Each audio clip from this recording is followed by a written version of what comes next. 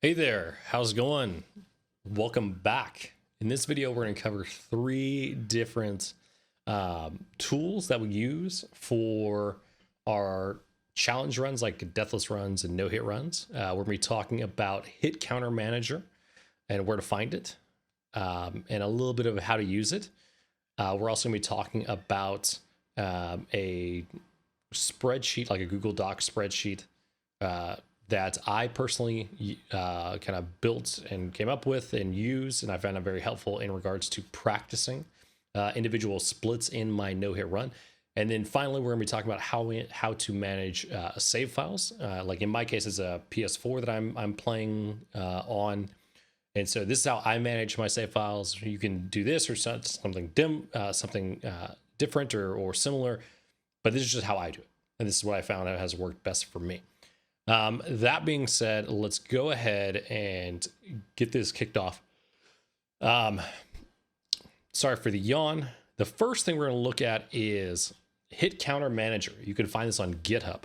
Currently, the URL is github.com/topeturk /HitCounterManager.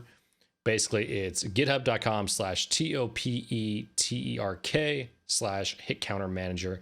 And that will bring you to this GitHub repository. GitHub is used as a source control tool to like share code between developers, but this is where you can find it. There's a tutorial video on how to use HitCounterManager specifically, but I'm going to also cover it here. You can find the latest release and download it here.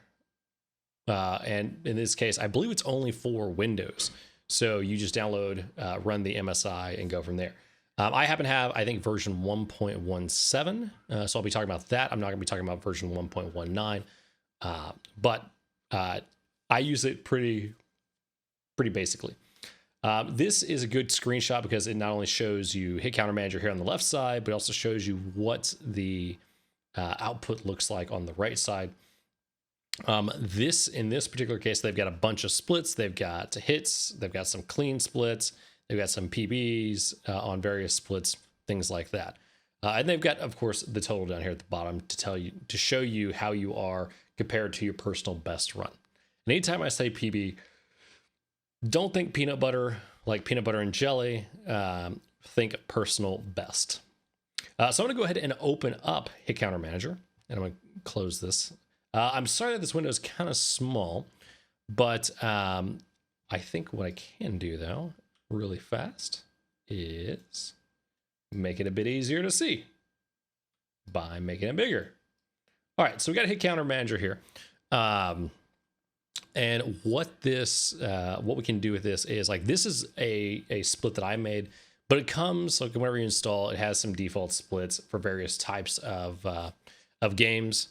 In my case, this Dark Souls 1 remastered, no hit any %. And I've got it in the order that I actually do my run. And so whenever you're doing a run, you can set up like hotkeys, or you can just click around. This is the hotkeys I've got set up here. So when combined with my Stream Deck, I can just hit a single button and advance that portion of it. We're not going to talk about how to set this up with Stream Deck. That's outside the scope of this series, but this is just something that you can use. Now, coming back to this, you can also grab the output file, and like if you're using OBS, you can load it up as a browser source, which is how I show it on screen. We're not going to cover how to do that, but once again, if you're a streamer, this is a great tool to include in your streams to actually show the people who are watching your streams what they need to do, or where you're currently at in your run, and what you have left to do in your run. So that being said, we're going to go back to the main area. So we've got splits here. We can rename it, so we can update names. We can change the ordering of things by clicking these up arrows, down arrows. So you can just move it around, that kind of thing. you can actually type numbers in to these boxes. I just added a whole bunch of hits to that split. You can set PBs. I'm not quite sure. This is the session progress. So as we advance through, like next split, next split, next split, you can set where you're at in the overall run. And as you click around on this left side, it will also impact this. But you can also just click around here. Now, that being said, if you, let's say you get halfway through your run, we'll add some hits. Some hits here, and let's say we're just tired of this run, you can reset the current run. It will blank out all the values, set them back to 0, with the exception of your personal bests, and then it will move it to the first split in the in your overall run. You can also set a personal best. You can set this. You can set either the personal best or the reset to hotkeys. You can also increment your boss hits or your way hits or your route hits via hotkeys. You can advance to the next split or move back to a previous split via hotkeys, things like that. Let's see. And then you can, at the end of your run, you can save your splits, which I do in mine. And I have not found a reliable way to kind of make sure it saves really like it saves explicitly at the end of each run. So I always, whenever I'm about to close HitCounterManager, I click save. I've lost more than my fair share of personal bests due to not saving before I close HitCounterManager. So just so you're aware, make sure you always, whenever you're about to close HitCounterManager, save it. Otherwise, you will lose data, and or you might lose your run if you're in the middle of a run, if it's like a particularly long run. That's something else to be aware of as well. So that kind of covers basically everything for HitCounterManager. I'm going to go ahead and pull up the Google Docs spreadsheet and show that to you. So you give me just a second here while I do all of that. But yeah, overall, I have found no hit running to be very fun to do. In addition to helping me develop a very strong sense of community on Twitch, more so than I already had. One of the other things is that the no-hit community in regards to Dark Souls is very willing to help. They are very understanding of where you're at, what you're working on, things like that. But yeah, so let me show you this sheet that I like to work on, or that I work on and use. Let's see a way to make this dark mode, but we're going with it anyway. So here is my personal no-hit run sheet. We're going to make this a bit bigger. I'm going to move myself to the other side here, so I'm not covering it up. You can see here that I've got the same splits you would normally see. Actually, I want to make this a little bit bigger so we can make it easier to see. So the same areas or the same bosses that I had in HitCounterManager, pulling this back up, like Asylum Demon here is also in here. The HitCounterManager has a way, or what I call a route.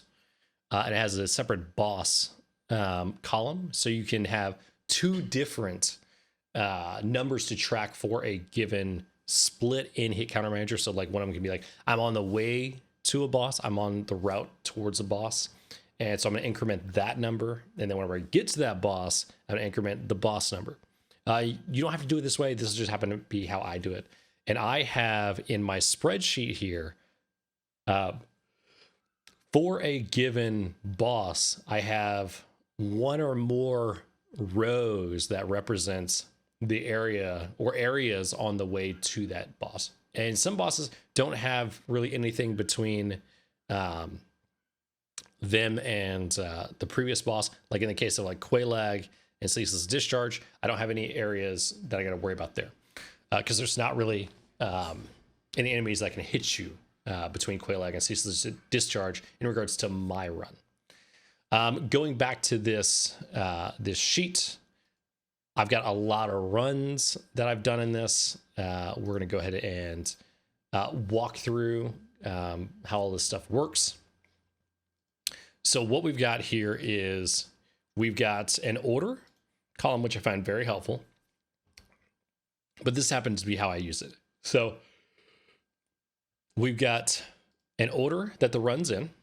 We have an averages column, which basically counts up every single run that I've done and the number of hits I've taken in that respective area or route or the boss. And so, like if we're looking at this first one, Asylum Demon, how many hits did I take in that area on the way to Asylum Demon?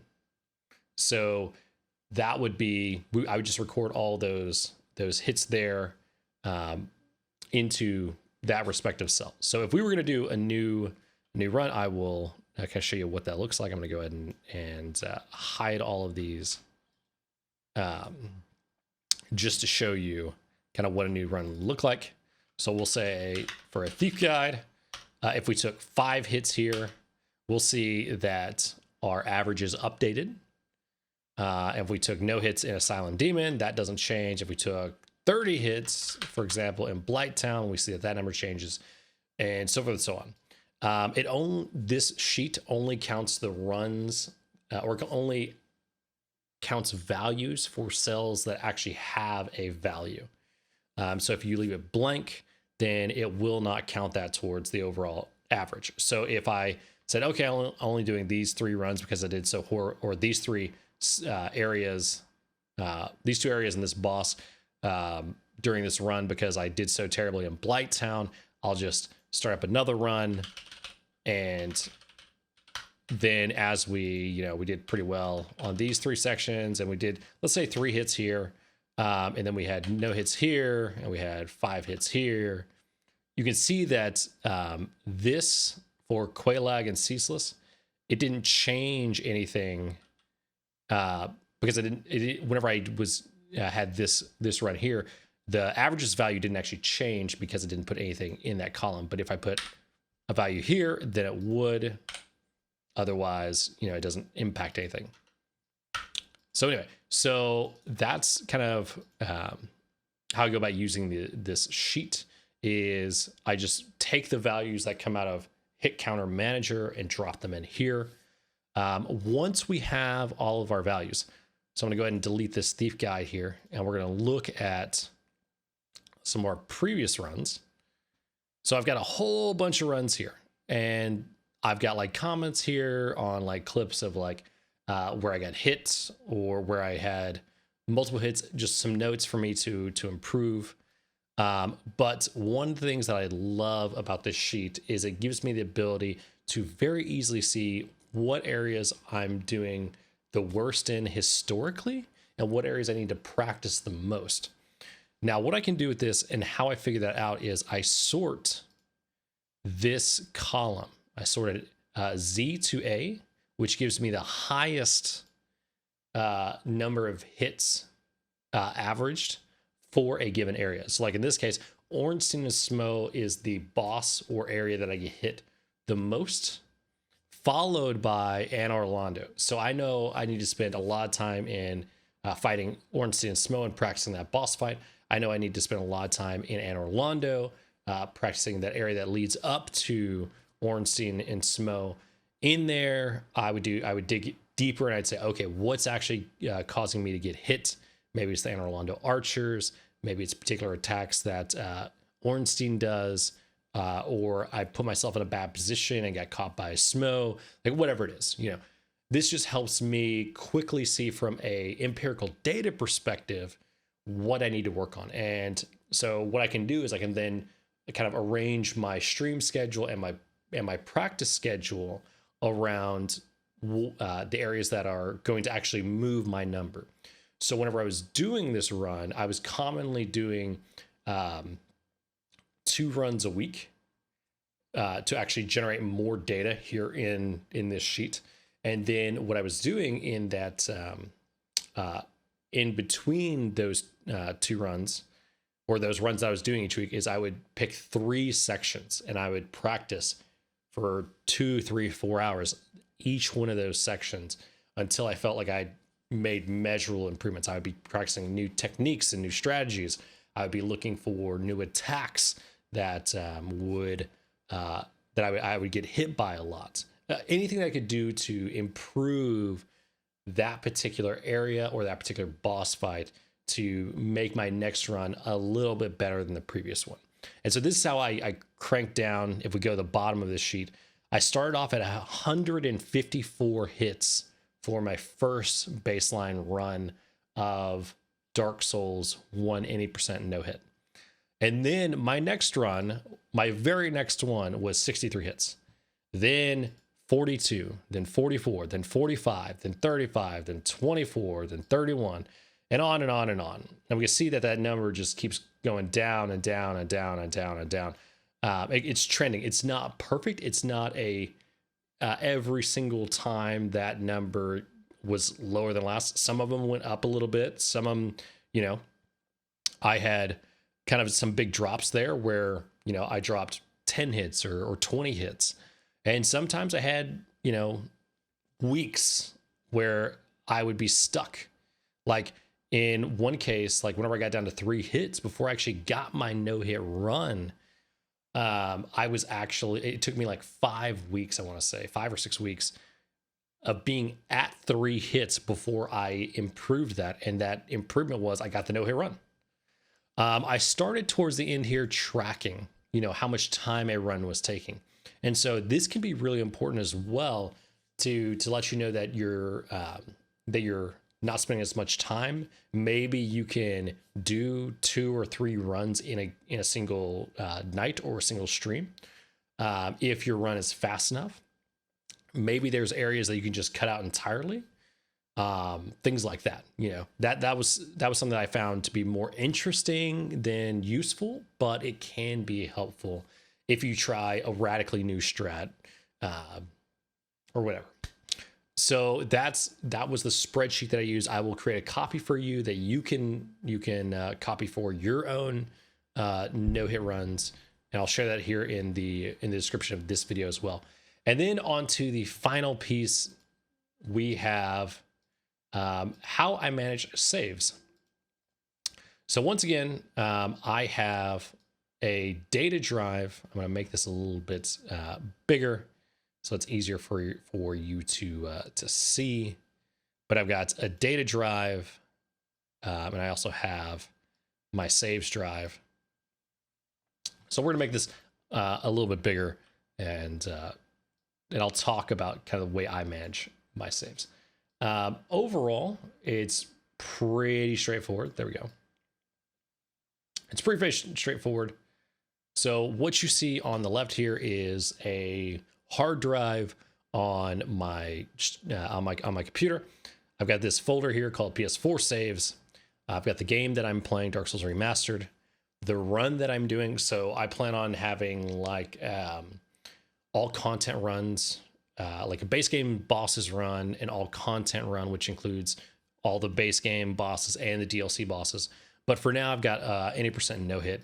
We click into there and we can see that I've got all of these save files. And over here on the right side, here's actually my my USB drive where I've copied the save from my PlayStation onto the USB drive. And now I've copied it over. I've got it to be able to copy over to the PC and back it up that way. So let's say we're going to actually create a new